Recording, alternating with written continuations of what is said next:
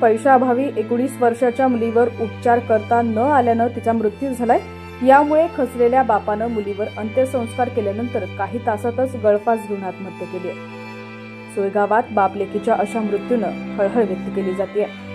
संपूर्ण बातमी आपण पुढे पाहूयात। त्याआधी तुम्ही HPN मराठी न्यूज चॅनलला सबस्क्राइब केलं नसेल तर नक्की सबस्क्राइब करा आणि बेल आयकॉनवर क्लिक करून नोटिफिकेशन्स मिळवा, जेणेकरून आमचे अपडेट्स लवकरात लवकर तुमच्यापर्यंत पोहोचतील। मुलीचा पैशाअभावी मृत्यू झाल्यानं आणि योग्य वेळी उपचारासाठी पैसा उपलब्ध करू न शकल्यानं दीपक राऊत यांना धक्का बसला।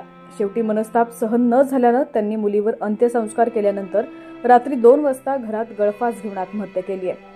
दीपक राऊत हे नगर पंचायतीत ते कामाला होते। त्यांना निलंबित केल्यानं त्यांच्यावर अशी वेळ ओढवल्याचा आरोप नातेवाईकांनी केलाय। दीपक राऊत यांना 3 महिन्यांपूर्वी निलंबित केलं होतं। कोणतीही सूचना न देता दीपक राऊत यांच्यावर कारवाई झाली होती। त्यांचं वेतनही रोखून ठेवण्यात आलं होतं।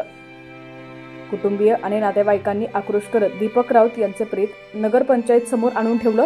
दीपक राऊत यांना न्याय मिळत नाही आणि संबंधित नगरपंचायत मुख्याधिकारी यांच्यावर गुन्हा दाखल करण्याची मागणी नातेवाईकांनी केली। दीपक राऊत यांची मुलगी वैष्णवी हिचं अपेंडिक्सचं ऑपरेशन होतं। त्यानंतर तिच्यावर छत्रपती संभाजीनगरमध्ये घाटी रुग्णालयात उपचार सुरू होते।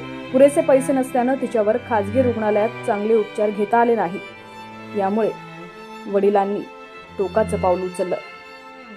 मुलीला रात्री दहन देऊन आल्यानंतर वडिलांनी रात्री 2 वाजता आपला जीवन यात्रा देखील संपवलेली आहे।